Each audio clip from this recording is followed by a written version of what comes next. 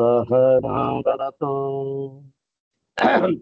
सह नो भुनक्तु सह वीर्यङ्करवावहै तेजस्विनावधीतमस्तु मा विद्विषावहै। ॐ शान्ति शान्ति शान्ति। ॐ श्रुतिस्मृतिपुराणानाम् आलयं करुणालयं नमामि भगवत्पादं शङ्करं लोकशङ्करं नमामि भगवत्पादशङ्करं लोकशङ्करं वन्दे तं सच्चिदानन्दं यतिवर्यं महामतिं वेदवेदान्तसारज्ञं सद्गुरुं प्रणतोऽस्म्यहम् सदाशिवसमारम्भाम् शङ्कराचार्यमध्यमाम् अस्मदाचार्यपर्यन्ताम् वन्दे गुरुपरम्पराम्। अग्रे उपस्थितेभ्यः भवद्भ्यः सर्वेभ्यो जिज्ञासुभ्यः हार्दान् प्रणामान् समर्पयामि।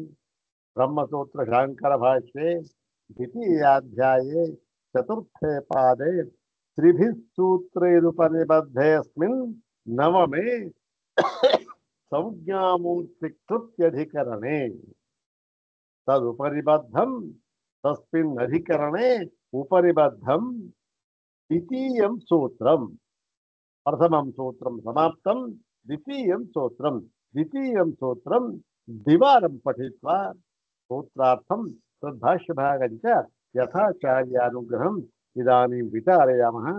इदं सूत्रं पादादितः एकविंशं सूत्रम्। पादादितः एकविंशम्। अस्मिन् अधिकरणे द्वितीयं सूत्रम्। सर्वाग्रे शंकर भगवत् पूज्यपादानां सुप्रभात श्लोकमेकं पठित्वा तेषां पादारविन्दयोः शिरसा प्रणिपत्य अनुग्रहं च प्राप्य प्रकृतम् एकविंशं सूत्रं तद्भाष्यभागं च यथाचार्यानुग्रहम् इदानीं विचारयामः।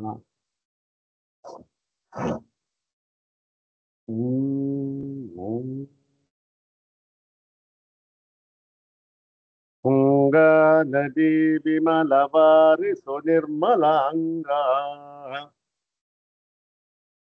ಶ್ರೀ ಶಾರದಾ ಮುಖ ವಿಲೋಕನ ಪೂತ ಚಿತ್ತಾ ಭಕ್ತಾ ಲಸಂತಿ ಪುರತೋ ನತಮೂರ್ಧಯುಕ್ತಾ ಹೇ ಸಂಯಮೀಂದ್ರ ಗುರು ಶಂಕರ ಸುಪ್ರಭಾತಂ। ಓಂ ತುಂಗಾ ನದಿ ವಿಮಲವಾರಿ ಸುನಿರ್ಮಲಾಂಗಾ ಶ್ರೀ ಶಾರದಾ ಮುಖ ವಿಲೋಕನ ಪೂತ ಚಿತ್ತಾ ಭಕ್ತಾ ಲಸಂತಿ ಪುರತೋ ನತಮೂರ್ಧಯುಕ್ತಾ ಹೇ ಸಂಯಮೀಂದ್ರ ಗುರು ಶಂಕರ ಸುಪ್ರಭಾತಂ। ನನ್ನ ದೃಷ್ಟಿಯಲ್ಲಿ ಇದು ಒಂದು ಅದ್ಭುತವಾದ ಒಂದು ಸುಪ್ರಭಾತ ಶ್ಲೋಕ. ಯಾಕೆ ಇದರ ತನಕ ಇದರ ಅರ್ಥವನ್ನೆಲ್ಲ ಹೇಳಿದ್ದೇವೆ, ನಾವು ಅದರ ಚಿಂತನೆಯನ್ನು ಮಾಡಿದ್ದೇವೆ, ಇದರ ಹೆಚ್ಚುಗಾರಿಕೆಯನ್ನ ಕಂಡಿದ್ದೇವೆ. ಆದರೂ ಕೂಡ ಈ ಒಂದು ಸುಪ್ರಭಾತ ಶ್ಲೋಕವನ್ನ ನಾವು ಪಾರಾಯಣ ಮಾಡುವಾಗ ನಾವು ಏನೇನು ಚಿಂತನೆ ಮಾಡಿದ್ದೇವೆಯೋ ಈ ಒಂದು ಶ್ಲೋಕದ ವಿಚಾರದಲ್ಲಿ ಅದೆಲ್ಲವೂ ಕೂಡ ಒಂದೊಂದು ಅಕ್ಷರ ನಮ್ಮ ಬಾಯಿಂದ ಬರುವಾಗಲೂ ಕೂಡ ನಮ್ಮ ಕಣ್ಣು ಮುಂದೆ ನಿಂತಿದೆ. ಏನದು ಇಲ್ಲಿ ಕೇವಲ ಅಕ್ಷರ ರೂಪದಿಂದ ಇದೆ, ಮತ್ತೆ ಇದು ಏನಾಗಿದೆ, ಈ ಅಕ್ಷರ ರೂಪದಿಂದ ಇಲ್ಲಿ ಇದ್ದಂಥ ಈ ಒಂದು ಶ್ಲೋಕ ಶ್ಲೋಕ ಅಲ್ಲ ಇದು. ಏನು, ಎಲ್ಲ ಭಾವನೆನೇ ಇಲ್ಲಿ ಅಕ್ಷರ ರೂಪವಾಗಿ ಇದೆ ಇಲ್ಲಿ. ಅದನ್ನ ಏನಾಯ್ತು ಇವಾಗ ನಾವು ಬಾಯಿಂದ ಹೇಳಿದ್ವಿ. ಅಕ್ಷರ ರೂಪವಾಗಿ ಇದ್ದಂತಹ ಒಂದು ಭಾವ ಏನಾಯ್ತು, ವಾಗ್ರೂಪವಾಗಿ ಬಂತು. ಅಕ್ಷರ ವಾಕ್ಕಾಗಿ ಪರಿಣಾಮವಾಯಿತು. ಅದೇ ಭಾವ, ಭಾವ ಒಂದನೇ. ಅಲ್ಲಿ ಅಕ್ಷರ ರೂಪವಾಗಿತ್ತು, ಇಲ್ಲಿ ವಾಗ್ರೂಪವಾಗಿದೆ. ವಾಗ್ರೂಪವಾಗಿ ಬರುವಾಗಲೇ ಏನಾಯ್ತದೋ ಆ ಒಂದು ಅರ್ಥ ಎಲ್ಲ ನಮಗೆ ನನ್ನ ಕಣ್ಮುಂದೆ ಇತ್ತಲ್ಲ, ಅದು ಏನಾಯ್ತು, ನಮ್ಮ ಈ ಪಾರಾಯಣ ಮಾಡುತ್ತಾ ಇರ್ತಕ್ಕಂಥ ಏಕಕಾಲದಲ್ಲಿ, ಅಂದ್ರೆ ಸಮಕಾಲದಲ್ಲಿ ಯಾವಾಗ ಪಾರಾಯಣ ಮಾಡ್ತೇವೋ ನಂತರ ಆಯ್ತು ಅಂತ ಇಲ್ಲ. ಈ ಒಂದು ಅಕ್ಷರ ನಮ್ಮ ಬಾಯಿಂದ ಬರುವಾಗಲೇ ಅದರ ಒಂದು ಭಾವ, ಅನುಭವ ಅಂತಕ್ಕಂಥದ್ದು ನಮ್ಮ ಒಂದು ಈ ಮೂರ್ಧನ್ಯದ ಚಿತ್ರದಲ್ಲಿ, ಮನಸ್ಸಿನಲ್ಲಿ ತುಂಬಿಕೊಳ್ಬಿಡುತ್ತೆ. ಆಗ ಏನಾಗುತ್ತೆ, ಆ ಬರೆದವರು, ಆ ಪುಣ್ಯಾತ್ಮ, ಅವರ ಒಂದು ಬರವಣಿಗೆ ಬಂತಲ್ಲ ಈ ಸುಪ್ರಭಾತ, ಅದು ಸಾರ್ಥಕವಾಯಿತು. ಮತ್ತೆ ನಮ್ಮ ಜನ್ಮವೂ ಸಾರ್ಥಕ, ನಾವು ಸಾರ್ಥಕ. ಈ ಒಂದು ಅದ್ಭುತವಾದ ಒಂದು ಶ್ಲೋಕ. ಹೇಗೆ ನಾವು ಆ ಶಂಕರ ಭಗವತ್ಪಾದರ ಮುಂದೆ ನಿಂತುಕೊಂಡು ಅವ್ರನ್ನ ಎಬ್ಬಿಸಿ, ಅವ್ರೇನು ಅವರು ಪರಾಂಗುಖರಲ್ಲ, ಹೌದ್ ತಾನೆ? ಯಾವಾಗಲೂ ಕೂಡ ಪ್ರತ್ಯಂಗುಖರೇ, ಹೌದು, ಪ್ರತ್ಯಂಗುಖರವರು. ಆದ್ದರಿಂದ ಅವ್ರನ್ನ ಅವ್ರ ಮುಂದೆ, ಸ್ವಾಮಿ ನಾವು ಬಂದಿದ್ದೇವೆ ನಿಮ್ಮ ಮುಂದೆ, ನಮ್ಮನ್ನು ಅನುಗ್ರಹ ಮಾಡಿ ಅಂತ. ಹೇಗೆ ಬಂದಿದ್ದೇವೆ ಅಂತಕ್ಕಂಥದ್ದನ್ನ ಇಲ್ಲಿ ಹೇಳ್ತಾ ಇದ್ದಾರೆ.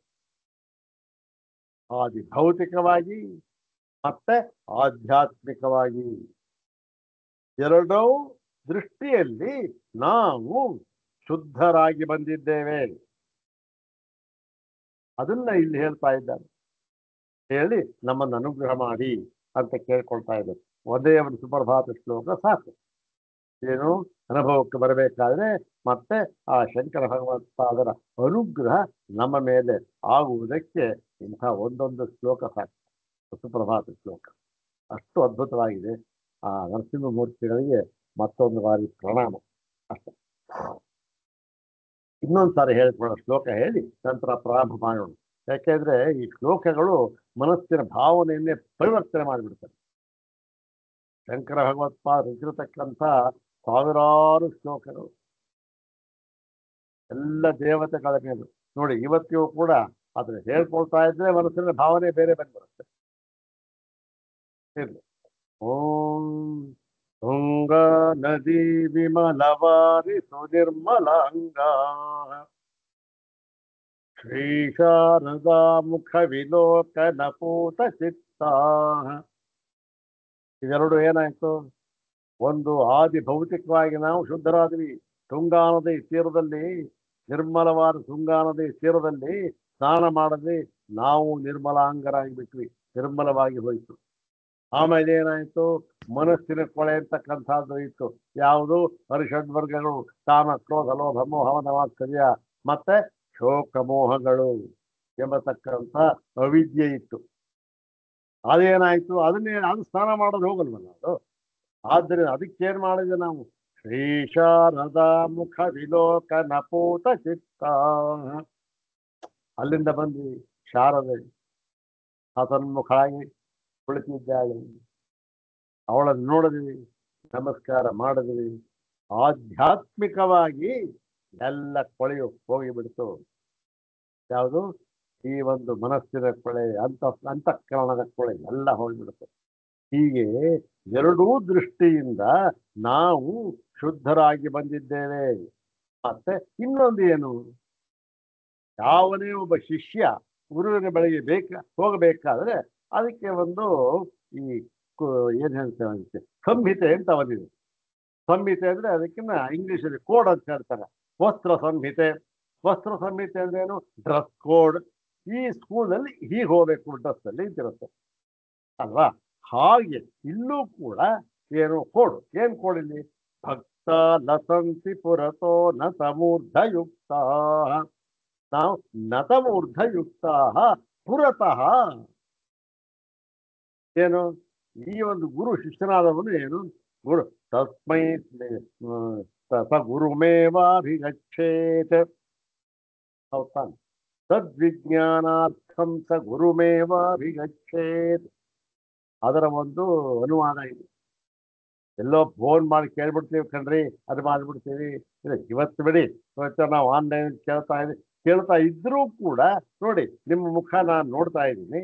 ಆದರೆ ನೀವು ಅದು ಬೇರೆ ವಿಚಾರ. ನಿಮ್ಮ ಮುಖ ನೋಡ್ತಾ ಇದ್ದೀನಿ, ನಾಳೆ ಮುಖ ನೀವು ನೋಡ್ತಾ ಇದ್ದೀನಿ, ಎದುರುಗಡೆ ಇದ್ದ ಹಾಗಿದೆ. ಹೌದಾರೆ? ಹೀಗೆ ಎದುರಿಗೆ ಇದ್ದು ನಾವು ಆ ಒಂದು ಅನುಗ್ರಹವನ್ನು ಪಡ್ಕೊಳ್ಬೇಕು. ಅದನ್ನು ನಾವು ಮಾಡ್ತಾ ಇದ್ದೇವೆ ಪುರತಃ. ಹೇಗೆ ಬಂದಿದ್ದೇವೆ? ಸಮಿತ್ಪಾಣಿ ಶ್ರೋತ್ರಿಯಂ ಬ್ರಹ್ಮನಿಷ್ಠಂ. ಶ್ರೋತ್ರಿಯ ಬ್ರಹ್ಮನಿಷ್ಠರಾದ ಗುರುಗಳು ನೀವಿದ್ದೀರಿ. ಅಲ್ಲಿಂದ ಮುಂದೆ ಏನು? ಸಮಿತ್ಪಾಣಿ.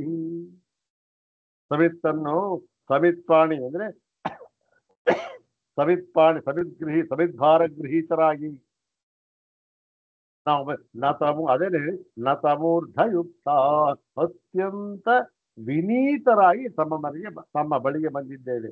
ಹೇ ಸಂಯಮೇಂದ್ರ ಗುರುಶಂಕರ ಸುಪ್ರಭಾತಂ, ನಮ್ಮನ್ನು ಅನುಗ್ರಹ ಮಾಡು ಅಂತಕ್ಕಂಥ ಕೇಳ್ತಾದ್ದು. ಕೇಳಿ ಯಾಕೆ ಅನುಗ್ರಹ ಮಾಡಲು ಅಲ್ವಾ? ನೋಡೋಣ.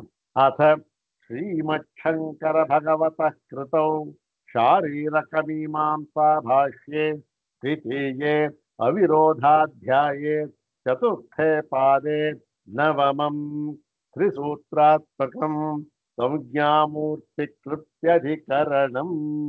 ಓಂ ಸಂಜ್ಞಾಮೂರ್ತಿಕೃತ್ಯಸ್ತು ತ್ರಿವೃತ್ಕುರ್ವತ ಉಪದೇಶಾತ್.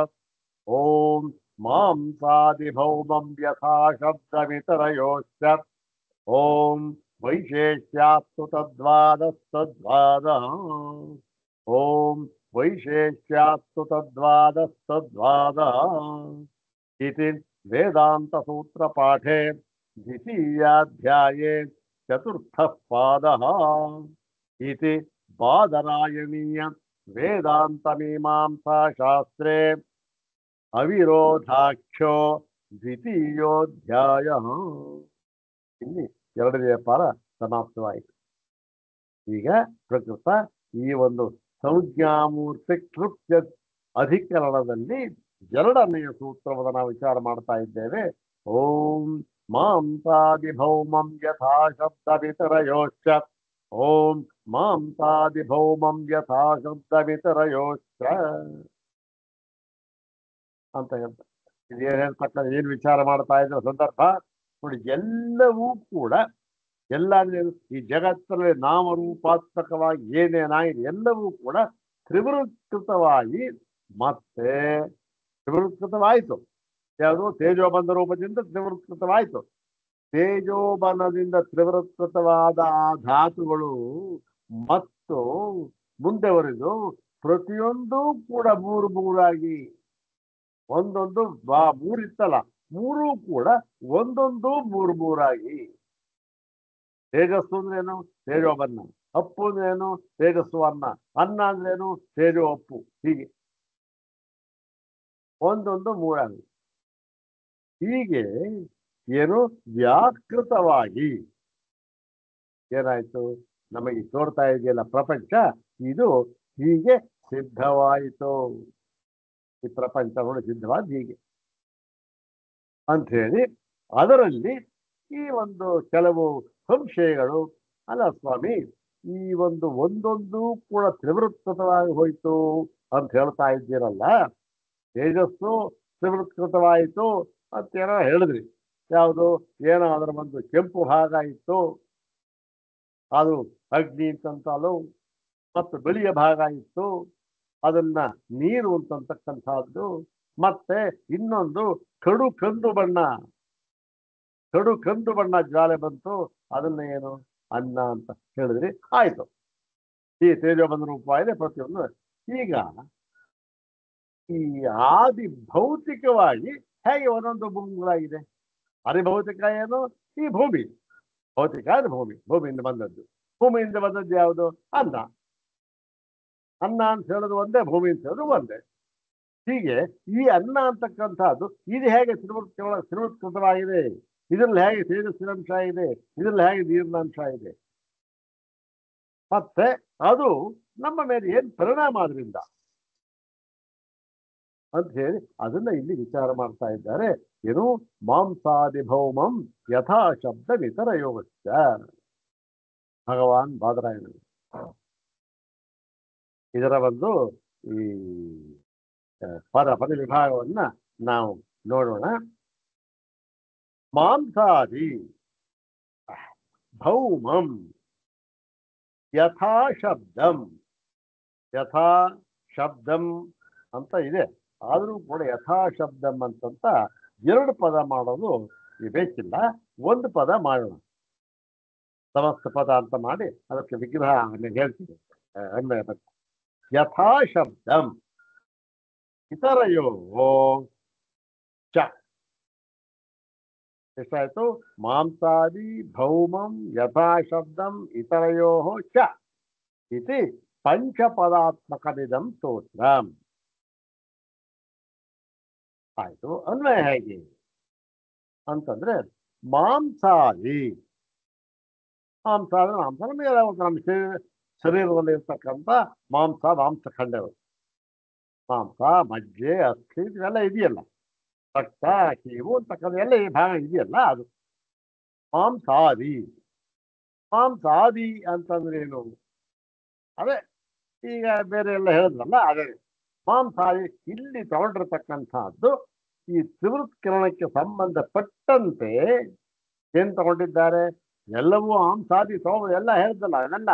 ಆದರೂ ಕೂಡ ಆದಿ ಎಂಬತಕ್ಕಂಥ ಆ ಶಬ್ದಕ್ಕೆ ಮಾಂಸ ಆಯಿತು, ಆಮೇಲಿಂದ ಮಲ ಪುರೀಷ ಆಚೆಗೆ ಹೋಗ್ತಕ್ಕಂಥದ್ದು, ಮತ್ತೆ ಮನಸ್ಸು. ಮಾಂಸಾದಿ ಅಂತಂದ್ರೇನು? ಇವು ಮೂರು ಒಟ್ಟು ಮಾಂಸ ಪುರೀಷ ಮನಸ್ಸು. ಇವೇನಾಗಿದೆ? ಇವೆಲ್ಲವೂ ಕೂಡ ಕಾರ್ಯಂ. ಇವೆಲ್ಲವೂ ಕೂಡ ಕಾರ್ಯ. ಯಾವುದರ ಕಾರ್ಯ? ಅನ್ನದ ಕಾರ್ಯ, ಭೌಮ. ಹೌದಾನೆ? ಹೀಗೆ ಎಲ್ಲ ಶಬ್ದ ಕಾರ್ಯವಿದಾನು. ಯಥಾ ಶಬ್ದಂ. ಯಥಾ ಶಬ್ದಂ ಅಂತಂದ್ರೆ ಏನು? ಶಬ್ದಂ ಅಂದ್ರೆ ಏನು? ಶಬ್ದೋಪದೇಶಂ. ಶಬ್ದೋಪದೇಶಂ ಅಂತಂದ್ರೇನು? ಆಗಮೋಪದೇಶಂ. ಆಗಮೋಪದೇಶಂ ಅಂದ್ರೇನು? ಶಾಸ್ತ್ರೋಪದೇಶಂ. ಅರ್ಥ ಆಯ್ತು ಏನು? ಶಾಸ್ತ್ರೋಪದೇಶಂ ಆಯ್ತು. ಅನು, ಯಥಾ ಶಬ್ದ ಅನು ಅಂತ ಅರ್ಥ. ಶಬ್ದೋಪದೇಶಂ ಶಾಸ್ತ್ರೋಪದೇಶಂ ಅನು. ಹಾಗಂದ್ರೇನು?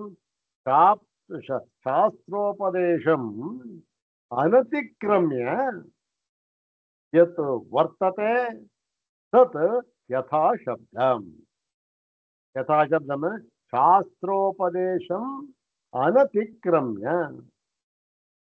ಶಾಸ್ತ್ರದಲ್ಲಿ ಏನು ಹೇಳಿದೆ ಅದನ್ನ ಅನತಿಕ್ರಮ್ಯ, ಮೀರದೆ, ಸ್ವಲ್ಪವೂ ಕೂಡ ಮೀರದೆ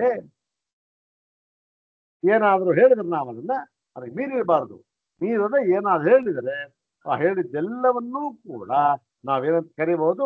ಯಥಾಶಬ್ದ ಅಂತ ಕರಿಬಹುದು. ಹಾಗೆ ಯಥಾಶಬ್ದ ಏನು? ಶಬ್ದೋಪದೇಶಕ್ಕೆ ಅನುಗುಣವಾಗಿ, ಶಾಸ್ತ್ರೋಪದೇಶಕ್ಕೆ ಅನುಗುಣವಾಗಿ. ಅಂದ್ರೆ ಏನು ಅನುಗುಣವಾಗಿ? ಅಂದ್ರೆ ಶಾಸ್ತ್ರೋಪದೇಶಕ್ಕೆ, ಶಾಸ್ತ್ರೋಪದೇಶವನ್ನ ಮೀರದೆ, ಅದನ್ನ ಬಿಟ್ಟು ಆಚೆ ಹೋಗದೆ ನಾವು ಏನೇನು ಅರ್ಥ ಮಾಡ್ತೇವೆ ಅವೆಲ್ಲವೂ ಕೂಡ ಯಥಾಶಬ್ದವಾಗಿದೆ. ಹಾಗೆ ಯಥಾಶಬ್ದ ಇದು ಏನಾಗಿದೆ? ಈ ಮಾಂಸಾದಿ ಇದೆಯಲ್ಲ, ಇದು ಶಬ್ದೋಪದೇಶಂ ಅನು.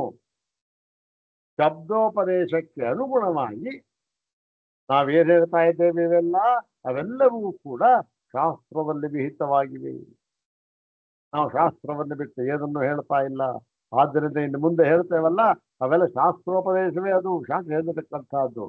ಆಯ್ತು ಸ್ವಾಮಿ, ಇಷ್ಟೆಲ್ಲ ಪುರಾಣ ಏನ್ ಹೇಳಿದೆ ಅದು ಹೇಳಿ ಅಂದ್ರೆ ನೋಡಪ್ಪ, ಭೌಮಂ ಅದು ಮಾಂಸಾದಿ ಭೌಮಂ ಅಂದ್ರೇನು? ಮಾಂಸಾದಿ ಪುರೀಷ ಮನಃ ಇತ್ಯಾದಿ ಕಾರ್ಯಂ ಯಥಾ ಶಬ್ದಂ ಶಬ್ದೋಪದೇಶಂ ಅನು ಶಬ್ದೋಪದೇಶಂ ಅನತಿಕ್ರಮ್ಯ ವಯಂ ವದಾಮಃ ಕಿಂ ತತ ಇತಿ ಭೌಮಂ. ಭೌಮಂ ಅಂದ್ರೇನು? ಅನ್ನ ವಿಕಾರಂ. ಅಂದ್ರೇನು? ಮಾಂಸ, ಪುರೀಶ, ಮನಸ್ಸು ಇವೆಲ್ಲ ಇದೆಯಲ್ಲ, ಇವೆಲ್ಲವೂ ಏನಾಗಿದೆ? ಅನ್ನದ ವಿಕಾರವೇ ಆಗಿವೆ. ಇವೆಲ್ಲವೂ ಕೂಡ ಅನ್ನದ ವಿಕಾರವೇ ಆಗಿವೆ. ಹೌದೇ? ನಾವು ನೋಡಿ ತಿಂತಾ ಇರ್ತಕ್ಕಂಥದ್ದು ಒಂದೇ ಅನ್ನ, ನಮ್ಮ ಮುಂದೆ ಇರ್ತಕ್ಕಂಥದ್ದು ಒಂದೇ ಸಾಮಾನ್ಯವಾಗಿರ್ತಕ್ಕಂಥದ್ದು ಅಲ್ವಾ? ಏನಾಗಿದೆ? ಅದೇ ಅನ್ನ ತಿಂದ ಮೇಲೆ ಅದೇನಾಗುತ್ತೆ? ಕಾರ್ಯ, ಅದು ಪರಿಣಾಮವಾಗುತ್ತೆ. ಪರಿಣಾಮ ಏನಾಗುತ್ತೆ? 3 ಭಾಗವಾಗಿ ಪರಿಣಾಮವಾಗುತ್ತೆ. ಮುಖ್ಯವಾಗಿ ಬೇರೆ ಬೇರೆ ಭಾಗ ಆಗುತ್ತೆ, ಮುಖ್ಯ ಭಾಗವಾಗಿ 3. ಏನು? ಮಾಂಸ, ಪುರೀಶ, ಮನಸ್ಸು. ಯಾವುದು? ಅನ್ನದ ವಿಕಾರ. ಮತ್ತೆ ಇದೇ ರೀತಿ ಅನ್ನದ ವಿಕಾರ ನಾವು ಹೇಳಿದ್ವಿ, ಮಾಂಸ, ಪುರೀಶ, ಮನಸ್ಸು ಅಂತ. ಬೇರೆ ತೇಜಸ್ಸು ಮತ್ತೆ ಅಪ್ಪು, ಅದನ್ನ ಇತರಯೋ ಅಪ್ಪೇಜಸ್ಸೋ ಏವಮೇವ. ಇದೇ ರೀತಿ ಅವು ಕೂಡ 3 ಆಗುತ್ತೆ. ಅವ ಕಾರ್ಯ ಅದೇನು? ತೇಜಸ್ಸಿನ ಕಾರ್ಯವೋ 3, ಅಪ್ಪಿನ ಕಾರ್ಯವೋ 3. ಅದನ್ನ ನಾವು ಸಂಕ್ಷೇಪ ಒಂದೇ ಪದದಲ್ಲಿ ಹೇಳ್ಬಿಡ್ತೇವೆ ಅಷ್ಟೇ. ಮುಂದೆ ಹೇಳ್ತಾರೆ, ಭಾಷ್ಯ ಭಾಗದಲ್ಲಿ ಹೇಳ್ತಾರೆ. ಅದು ಭಾಷ್ಯಕಾರರ ಕರ್ತವ್ಯ. ಅದು ಅಲ್ಲಿಗೆ ಏನಾಯ್ತು? ಅನ್ನ ಅಂತಂದ್ರೇನು?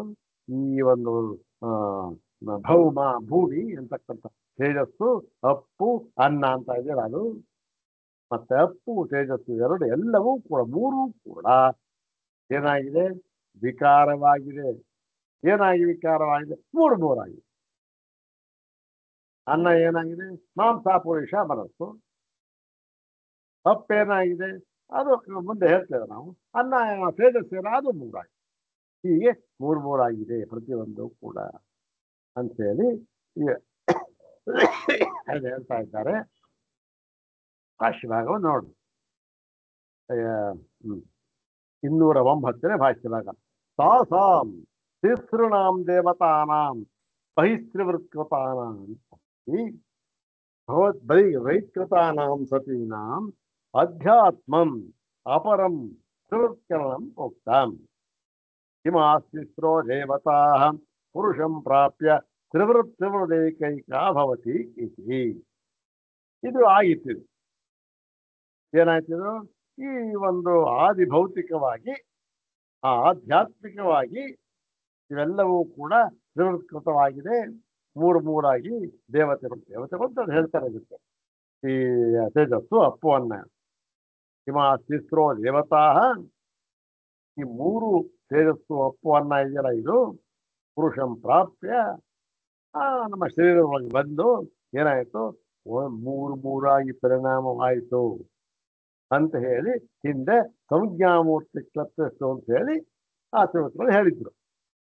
ಈಗ ಪ್ರಕೃತ ಏನ್ ಹೇಳ್ತಾ ಇದ್ದೇವೆ ನಾವು? ಮಾಂಸಾದಿ ಕಾರ್ಯವನ್ನು ಹೇಳ್ತಾ ಇದ್ದೇವೆ. ಅದಕ್ಕೋಸ್ಕರ ಇದನ್ನ ಏನಂತ ಹೇಳ್ತಾ ಇದ್ದಾರೆ?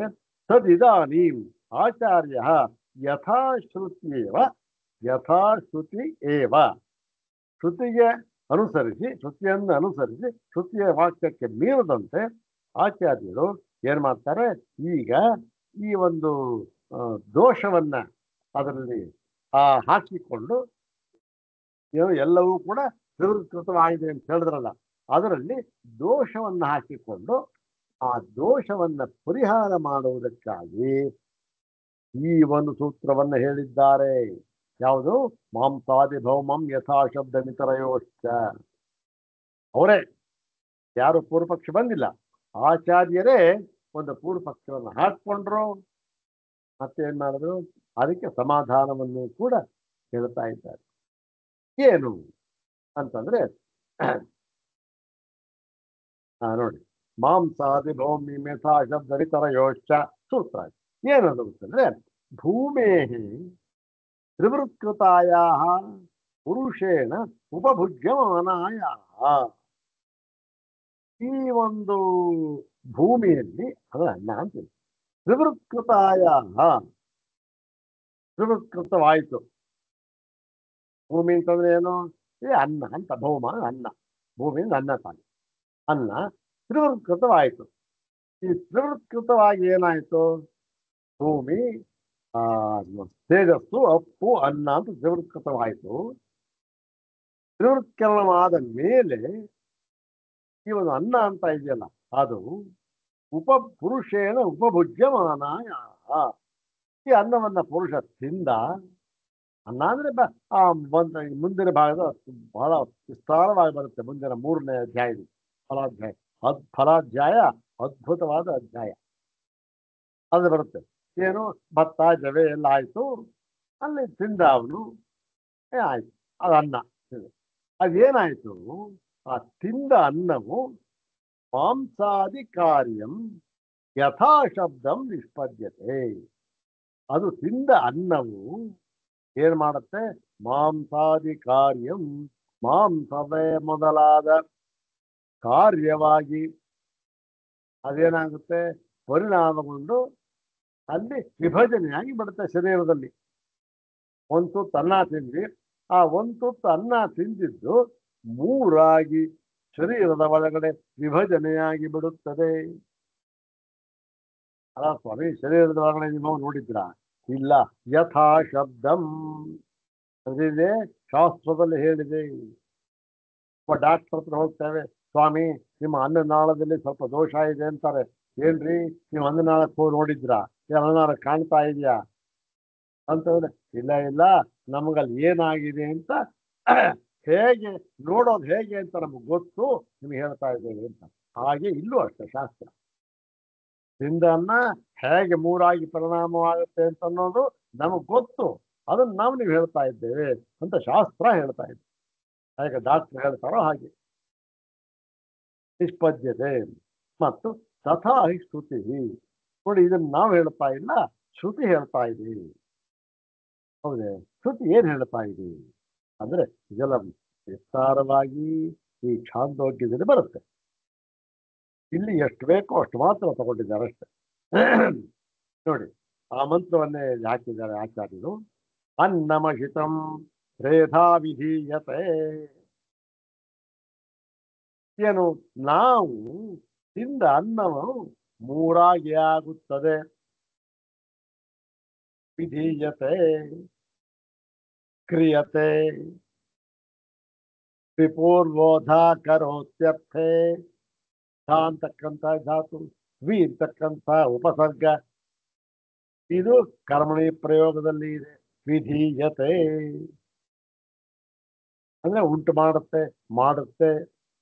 ಏನ್ ಮಾಡುತ್ತೆ ಅಂತಂದ್ರೆ 3ಆಗಿ ಮಾಡುತ್ತೆ. ಏನು, ತಸ್ಯಯ ಸವಿಷ್ಠೋ ಧಾತು ತತ್ಪುರೀಶಂ.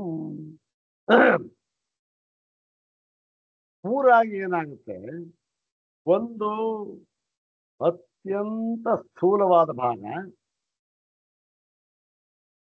ಆ ಅತ್ಯಂತ ಸ್ಥೂಲವಾದ ಭಾಗ ಏನಾಗುತ್ತೆ, ಅದು ಪುರೀಶಂ ಭವತಿ, ಅದು ಮಲವಾಗಿ ಹೋಗಿಬಿಡುತ್ತೆ. ಅತ್ಯಂತವಾದ ಒಂದು ಸ್ಥೂಲವಾದ ಭಾಗ ಯಾತು, ವಿಭಜನೆ ಮಾಡಬೇಕಲ್ಲ. ಸೂಕ್ಷ್ಮವನ್ನ ತೆಗೋಬೇಕು. ಸೂಕ್ಷ್ಮ ತೆಗೆದುಕೊಳ್ಳೋದು ಹೇಗೆ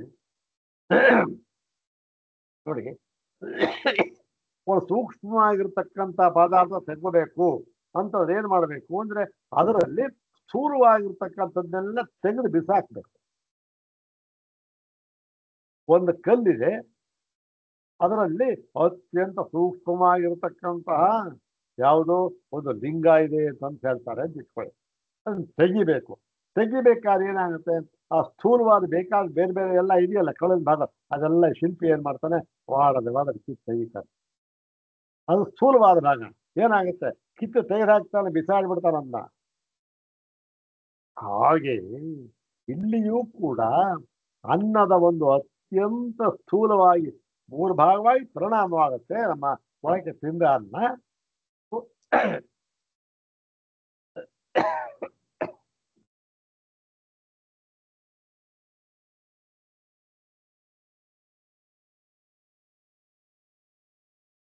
ಮೂರು ಭಾಗವಾಗಿ ಪರಿಣಾಮ ಆಗುತ್ತೆ. ಅದರಲ್ಲಿ ಏನಾಯ್ತು, ಆ ಒಂದು ಸತ್ಯ ಸ್ಥೂಲವಾದ ಭಾಗ ಪುರುಷವಾಯಿತು, ಆಚೆ ಹೋಯ್ತು. ಮತ್ತೆ ಯೋ ಮಧ್ಯಮ ತನ್ಮಾಂಸಂ, ಇನ್ನು ಅದಕ್ಕಿಂತ ಸ್ವಲ್ಪ ಸೂಕ್ಷ್ಮ ಆಗಿದ್ದು. ಅದು ಸ್ಥೂಲವಾಗಿತ್ತು, ಸ್ವಲ್ಪ ಸೂಕ್ಷ್ಮವಾದ ಭಾಗ ಬಂತು. ಅದನ್ನೇನು ಮಾಡ್ಬೇಕು ಅವನು ಶಿಲ್ಪಿ? ಅತ್ಯಂತ ಇದೇ ಸ್ವಲ್ಪ ಲಿಂಗ ಹತ್ರ ಬಂದುಬಿಡ್ತು, ಬಹಳ ಕೇರ್ಫುಲ್ ಆಗಿ ಅದು ಸ್ವಲ್ಪವಾಗಿಯೇ ಒಡೆದು ತೆಗಿಬೇಕಂತ. ಇದು ಬಹಳ ಸೂಕ್ಷ್ಮವಾದ ಭಾಗ, ಸ್ವಲ್ಪ ತೆಗಿಬೇಕು. ಅಂತಹ ಭಾಗ ಮಧ್ಯಮ ಭಾಗ ಏನಾಯ್ತು? ಯೋ ಮಧ್ಯಮ ಸನ್ಮಾಂಸಂ. ಆ ಮಧ್ಯಮವಾದ ಭಾಗ ಏನಾಯ್ತು? ಮಾಂಸವಾಗಿ ಪರಿಣಾಮವಾಯಿತು. ಮಾಂಸವಾಗಿ ಪರಿಣಾಮ ಏನಾಯ್ತು? ಅದು ನಮಗೆ ಗೊತ್ತಿದೆ. ನಮ್ಮ ಶರೀರ ಹೀಗೆ ನಿಂತಿರ್ಬೇಕಾದ್ರೆ ಕಾರಣ ಯಾವುದು? ಕಾರಣ ರೀಇನ್ಫೋರ್ಸ್ಮೆಂಟ್. ಒಂದು ಕಟ್ಟಡ ನಿಂತ್ಕೊಳ್ಬೇಕಾದ್ರೆ ಕಾಂಕ್ರೀಟ್ ಹಾಕ್ತಾರೆ, ಅದಕ್ಕೆ ಶಕ್ತಿ ಹೇಗೆ ಬರುತ್ತೆ? ಕಬ್ಬಿಣದ ಸರಳುಗಳಿಂದ ರೀಇನ್ಫೋರ್ಸ್ಮೆಂಟ್. ಹಾಗೆ ನಮ್ಮ ದೇಹಕ್ಕೆ, ಈ ನಮ್ಮ ದೇಹ ನಿಂತಿರಬೇಕಾದ್ರೆ ಯಾವುದು ಅದಕ್ಕೆ ಕಬ್ಬಿಣದ ಸರಳು? ನಮ್ಮ ಮೂಳೆಗಳು, ಅಸ್ಥಿ ಪಂಜರ ಅಂತ ಹೇಳ್ತೇವಲ್ಲ, ಅಸ್ಥಿ ಪಂಜರ. ಆ ಅಸ್ಥಿ ಪಂಜರವನ್ನ ತಮ್ಮ ತಮ್ಮ ಆ ಸ್ಥಾನದಲ್ಲಿ ಅದು ಆ ಕಡೆ ಈ ಕಡೆ ಹೋಗದಾಗೆ ಭದ್ರವಾಗಿ ಹಿಡಿದಿಟ್ಕೊಂಡಿರ್ಬೇಕಲ್ಲ ಅಸ್ಥಿ ಪಂಜರವನ್ನ. ಈಗ ಬಿಡೋಗ್ಬಿಡ್ತಾ ಕಡೆ ಹಿಡಿದು ಇಟ್ಕೊಂಡಿರ್ತಕ್ಕಂತಹ ಭಾಗ ಯಾವುದು? ಮಾಂಸ. ಆ ಮಾಂಸಗಳು ಏನ್ ಮಾಡಿದ್ವಿ? ಅಸ್ಥಿ ಪಂಜರ ಹಿಡಿದು ಇಟ್ಕೊಂಡಿರ್ತವೆ, ಆ ಕಡೆ ಈ ಕಡೆ ಹೋಗದಾಗಿ ಒಂದೇ ಶೇಪಲ್ಲಿ ನಿಲ್ಸಿರ್ತವೆ ಮಾಂಸಖಂಡ. ಹಾಗೆ ಇಂತಹ ಆಧಾರಭೂತವಾಗಿರ್ತಕ್ಕಂಥ ಮಾಂಸ ಅಂತಕ್ಕಂಥದ್ದು ಮಧ್ಯಮ ಭಾಗ. ಯಾವುದದು? ಮಧ್ಯಮ ಸ್ಥಿತಿ. ಅದು ಸೂಕ್ಷ್ಮದಿಂದ, ಸೂಕ್ಷ್ಮಕ್ಕಿಂತ ಕಡಿಮೆ, ಸ್ಥೂಲಕ್ಕಿಂತ ಜಾಸ್ತಿ. ಮತ್ತೆ ಸ್ಥೂಲ ಭಾಗ ಹೋಯ್ತು, ಪುರುಷ ಆಚೆ ಕಡೆ ಹೊರಟೋಯ್ತು. ಇನ್ನು ಮಧ್ಯಮ ಭಾಗ ಏನಾಯ್ತು? ಮಾಂಸವಾಗಿ ಪರಿಣಾಮವಾಗುತ್ತೆ. ಮತ್ತೆ ಇನ್ನು ಏನು ಉಳ್ಕೊಂತು? ಎಲ್ಲ ಹೋಯ್ತು, ಅತ್ಯಂತ ಸೂಕ್ಷ್ಮವಾದ ಭಾಗ ಉಳ್ಕೊಂತು. ಯೋ ಅನಿಷ್ಠ ತನ್ಮನಃ. ಯಾವುದು ಅತ್ಯಂತ ಸೂಕ್ಷ್ಮವಾದ ಭಾಗ ಇತ್ತೋ ಅದೇನಾಯ್ತು? ಅದು ಮನಸ್ಸಾಗಿ ಹೋಯಿತು. ಅಂದ್ರೆ ನಾವು ಒಂದು ತುತ್ತು ಅನ್ನ ತಿಂದರೆ ಅದರಲ್ಲಿ ಪುರುಷ ಹೋಯ್ತು, ಮಾಂಸ ಹೋಯ್ತು. ಮನಸ್ಸಾಗತಕ್ಕಂಥದ್ದು ಎಷ್ಟು ಬಹಳ ಸ್ವಲ್ಪ ಸ್ವಲ್ಪ ಭಾಗ. ಯಾಕೆ? ಅತ್ಯಂತ ಸೂಕ್ಷ್ಮವಾದ ಭಾಗ. ಹೌದ್ ತಾನೆ? ಹೀಗೆ ಅದು ಮೂರಾಗಿ ಪರಿಣಾಮವಾಯಿತು. ತಿಂದನ್ನ ಏನಾಯ್ತು? ಆ ಈ ಪುರುಷ, ಮಾಂಸ ಮತ್ತೆ ಈ ಒಂದು ಮನಸ್ಸು ಅಂತಕ್ಕಂಥದ್ದು. ಹಾಗೆ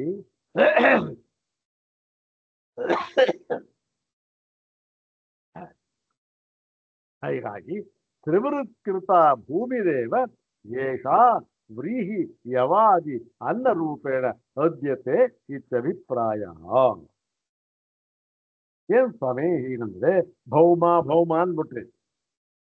ಈ ಭೌಮ ತಿಂದ್ರೆ ಅಂದ್ರೆ ಭೂಮಿ ಕಾರ್ಯ ತಿಂದ್ರೆ ಇಷ್ಟೆಲ್ಲ ಏನ್ ಭೂಮಿ ತಿನ್ನೋ ಕೈ ಆಗುತ್ತೆ, ಏನ್ ಮಣ್ಣು ತಿನ್ನಕ್ಕಾಗತ್ತ ಅಂದ್ರೆ ಅದನ್ನು ಹೇಳ್ತಾ ಇದ್ದಾರೆ. ಎಲ್ಲ ಬಹಳ ಕ್ಷುಲ್ಲಕವಾದ ಪ್ರಶ್ನೆ, ಅದಕ್ಕೂ ಉತ್ತರ ಹೇಳ್ತಾ ಇದ್ದಾರೆ. ಏನ್ ನೋಡಿ, ಈ ತ್ರಿವೃತ್ಕೃತ ಭೂಮಿ ದೇವ ಅಂದ್ರೆ ಮುಂಚೆ ತ್ರಿವೃತ್ಕರಣವಾಯ್ತಲ್ಲಪ್ಪ, ತೇಜೋಬನ್ನ ರೂಪದಿಂದ. ಅನ್ನ ಅಂದ್ರೆ ಭೂಮಿ, ತೇಜಸ್ಸು ಅಪ್ಪು ಭೂಮಿ ಅಲ್ವಾ?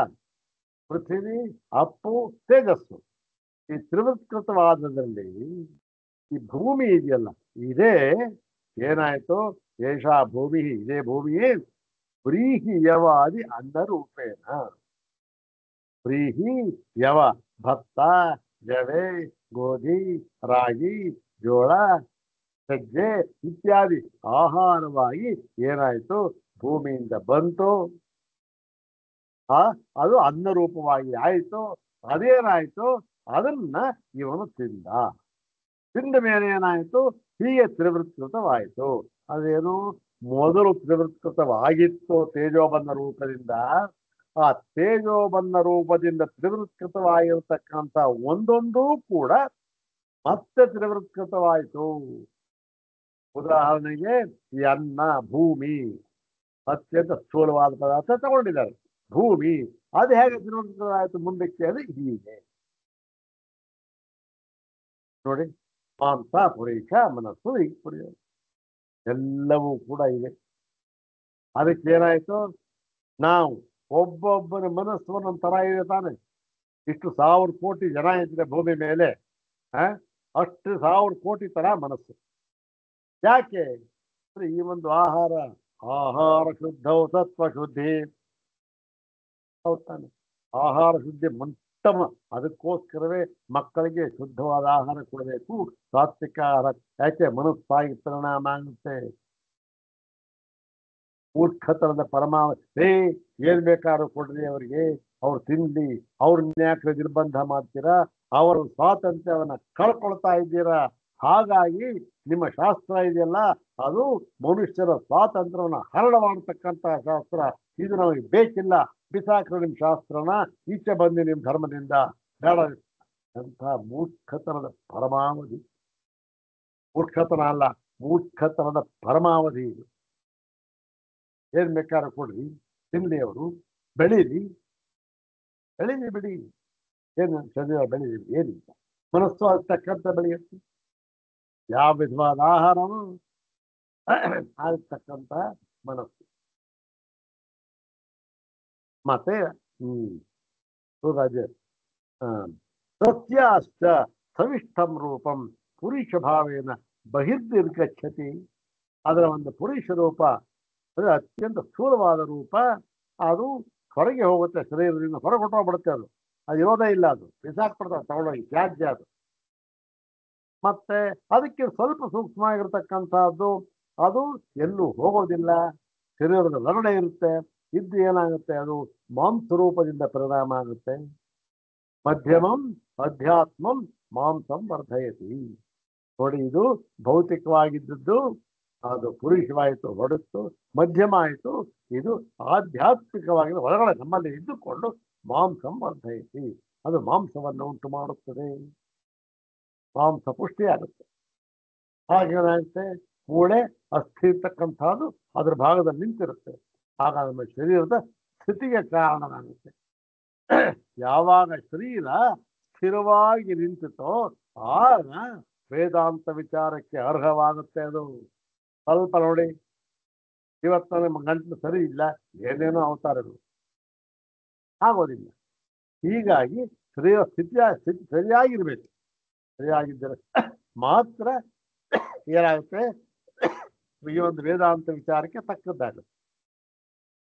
ಮತ್ತು ಅನಿಷ್ಠಂತೂ ಮನಃ. ಆದರೆ ಎಲ್ಲದಕ್ಕಿಂತ ಸೂಕ್ಷ್ಮತಮವಾದ ಭಾಗ ಯಾವುದು, ಮನಸ್ಸು, ಅದೇ ಅಂತಃಕರಣ.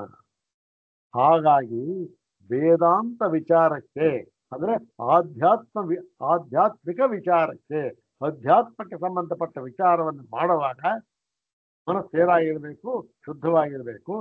ಏನಾಗಿರ್ಬೇಕು, ಅದಕ್ಕೆ ಬೇಕಾದಂತಹ ಒಂದು ಆಹಾರ ಏನಿದೆ ಅದಕ್ಕೆ ಪೂರಕವಾಗಿರ್ತಕ್ಕಂಥ ಆಹಾರವನ್ನು ಸೇರಿಸಿದ್ರೆ ಅದು ಮನಸ್ಸು ಅತ್ಯಂತ ಸೂಕ್ಷ್ಮವಾದ ಭಾಗ ತೆಗೆದುಕೊಂಡು ಈ ಒಂದು ವೇದಾಂತ ವಿಚಾರಕ್ಕೆ ತಕ್ಕದ್ದಾಗಿ ಆಗಿರುತ್ತೆ.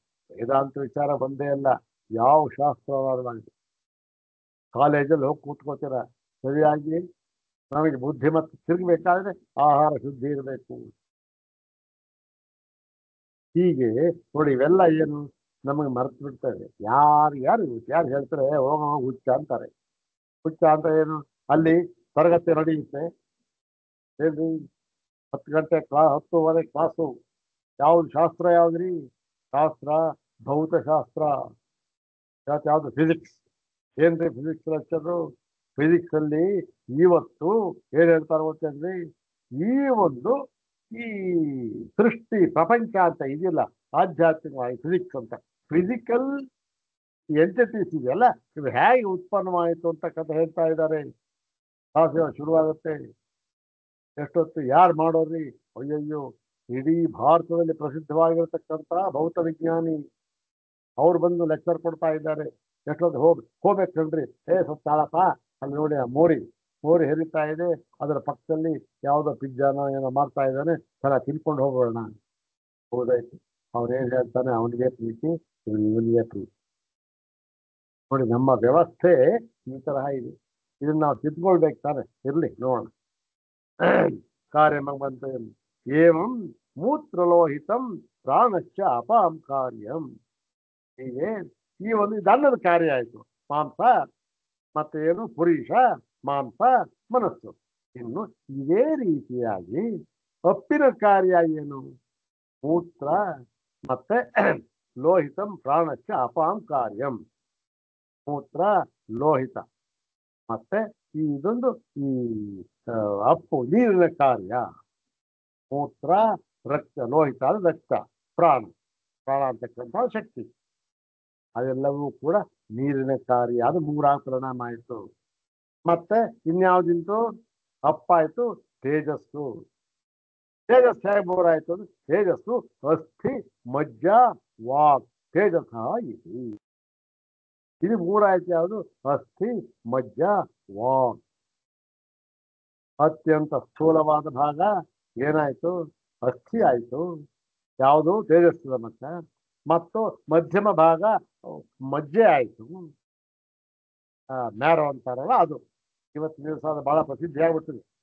ಮ್ಯಾರೋ ಅಂತ, ಬೋನ್ ಮ್ಯಾರೋ ಅಂತಂತ ಅದು ಅಸ್ಥಿ ಆಯ್ತು, ಮಜ್ಜೆ. ಮತ್ತು ಅತ್ಯಂತ ಸೂಕ್ಷ್ಮವಾದ ಭಾಗ ವಾಕ್ ಆಯಿತು. ನೋಡಿ ಇಲ್ಲೂ ಅಷ್ಟೇ, ನಾವು ತಿಂದ ಆಹಾರಕ್ಕೆ ತಕ್ಕಂತೆ ನಮ್ಮ ಮಾತು ಹೇಗೆ ಸೈಂಟಿಫಿಕ್ ಆಗಿ ಇದೆ ನೋಡಿ. ನಮ್ಮ ಶರೀರದ ಸ್ಥಿತಿ ಬಂದು ಅದನ್ನು ಮರೆತು ಏನೇನೋ ತಿನ್ನೋದು, ಏನೇನೋ ಅದಕ್ಕೆ ತಕ್ಕ ಹಾಗೆ ಮಾತಾಡೋದು ಹೀಗೆಲ್ಲ. ಹಾಗೆ ಅಸ್ಥಿ ಮಜ್ಜ ವಾಸ್ತಿ ಈ ಮೂರು ಕೂಡ ಹೀಗೆ ಮತ್ತೊಮ್ಮೆ ತ್ರಿವೃತ್ತವಾಗಿದೆ. ಒಂದೊಂದು ಕೂಡ ಮೂರು ಮೂರಾಗಿ ತ್ರಿವೃತ್ತವಾಗಿದೆ. ಏನಾಯ್ತು ನೋಡಿ? ಮೊಟ್ಟ ಮೊದಲು ತೇಜಸ್ಸು, ಅಪ್ಪು, ಅನ್ನ ಅಂತಾಯ್ತು. ತಿರ್ಗಾ ಏನಾಯ್ತು? ಒಂದೊಂದು ತ್ರಿವೃತ್ತವಾಯಿತು. ಅನ್ನ ಏನಾಯ್ತು? ಈ ಒಂದು ಪುರುಷ, ಮಾಂಸ, ಮನಸ್ಸು ಹಾಗೆ ತ್ರಿವೃತ್ತವಾಯಿತು. ಮತ್ತೆ ಅಪ್ಪೇನಾಯ್ತು? ಮೂತ್ರ, ಲೋಹಿತ, ಪ್ರಾಣ ಎಂಬತಕ್ಕಂಥ ಹಾಗೆ ಅದು ತ್ರಿವೃತ್ತವಾಯಿತು. ಮತ್ತೆ ತೇಜಸ್ ಏನಾಯಿತು? ಅಸ್ಥಿ ಮಜ್ಜೆ ವಾಕ್ ಎಂಬುದಾಗಿ ಅದು ತ್ರಿವೃತ್ತವಾಯಿತು. ಹೀಗೆ ಒಂದೊಂದು ಕೂಡ ತ್ರಿವೃತ್ತವಾಗಿ ಈ ಒಂದು ನಮಗೆ ಕಾಣ್ತಾ ಇರತಕ್ಕಂಥ ನಾಮರೂಪಾತ್ಮಕವಾದ ಪ್ರಪಂಚ ಹೇಗೆ ಒಂದು ಎಷ್ಟು ವೈಜ್ಞಾನಿಕವಾಗಿ ತಗೊಂಡ್ಬರ್ತಾ ಇದೆ ಅಲ್ವಾ? ಇದನ್ನು ಅನುಸರಿಸುವುದೇ ಏನು ಅಯ್ಯೋ ರಾಮರಾಜ್ಯ. ನೋಡೋಣ ಇದರ ಮುಂದಿನ ಭಾಗ ಈ ಒಂದು ಈ ಅಧ್ಯಾಯದ ಕೆಟ್ಟ ಕಡೆಯ ಸೂತ್ರ. ಇದನ್ನು ಉಪಸಂಹಾರ ಮಾಡ್ತಾ ಇದ್ದಾರೆ. ಆಯ್ತು, ಇದೊಂದು ಪ್ರಶ್ನೆ ಹಾಕ್ಕೊಳ್ತಾರೆ. ಅಲ್ಲ ಸ್ವಾಮಿ, ಮೂರಾಯ್ತು ಅಂತಂದು ಒಂದೊಂದರಲ್ಲೂ ಮೂರಿದೆ. ತೇಜಸ್ಸು ತೇಜಸ್ಸಲ್ಲ, ಅದು ಅಪ್ಪು ಅನ್ನ ಅಂತೂ ಅದು ಇದೆ, ಅದು ಕಾರ್ಯ ಆಯ್ತಲ್ಲ ಇವಾಗ. ಹೀಗಿರೋವಾಗ ಎಲ್ಲದರಲ್ಲಿ ಎಲ್ಲವೂ ಸಮಾನವಾಗಿದೆ. ಆವಾಗ ನೀವು ಹೇಗೆ ಇದು ತೇಜಸ್ಸು, ಇದು ಅಪ್ಪು, ಇದು ಅನ್ನ ಅಂತ ಹೇಗೆ ಹೇಳ್ತೀರಿ? ಮೂರಲ್ಲೂ ಇದೆಯಲ್ಲ ಸ್ವಾಮಿ, ಇದು ತೇಜಸ್ಸು ಅಂತ ಹೇಳಿ ಹೇಗೆ ತೇಜಸ್ಸು? ಅದು ಅಪ್ಪು ಅನ್ನೂ ಇದೆ ಅಂತ ನೀವು ಹೇಳಿದ್ರಲ್ಲ, ಈಗ್ತಾರೆ ಕಾರ್ಯ ಹೇಳಿದ್ರಲ್ಲ ಅಸ್ಥಿ ಮಜ್ಜೆ ಆಗುತ್ತೆ ಅಂತ. ಹೀಗೆ ಅದು ಇರ್ಬೇಕಾದ್ರೆ ತೇಜಸ್ಸು ಅಂತ ಏನು ಹೇಳೋದು ನೀವು? ಅದಕ್ಕೆ ಅಪ್ಪು ಅಂತ ಹೇಳೋದು ಎಲ್ಲ ಅದರಲ್ಲೂ ಮೂಡಿದೆ, ಅಪ್ಪು ಅಂತ ಹೇಳೋದು ಹೀಗೆ ಪ್ರಶ್ನೆ ಬರುತ್ತಲ್ಲ. ಅದಕ್ಕೆ ಉತ್ತರವನ್ನು ಹೇಳ್ತಾ ಇದ್ದಾರೆ ಮುಂದಿನ ಭಾಗದಲ್ಲಿ. ಅದನ್ನು ನಾಳೆ ನೋಡಿ. ಓಂ ಶಾಂತಿ ಶಾಂತಿ ಶಾಂತಿ. ಓಂ ತತ್ಸತ್.